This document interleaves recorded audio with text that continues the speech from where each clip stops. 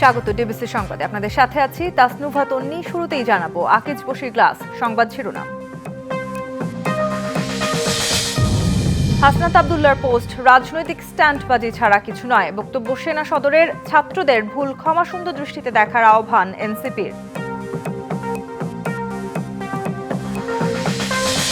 সবার আগে গণপরিষদ নির্বাচনের সুপারিশ জাতীয় নাগরিক পার্টির। বর্তমান সংবিধান বাতিলেরও দাবি, নতুন করে লেখার বিপক্ষে সিপিবি।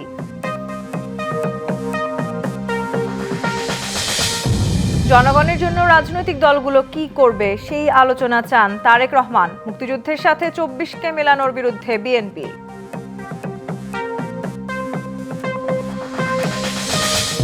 সায়দাবাদ পানি শোধনাগার প্রকল্পে অগ্রগতি মাত্র 2%, ব্যয় বৃদ্ধি 8,500 কোটি টাকা। পায়রা বন্দর প্রকল্প নিয়ে বিপাকে সরকার।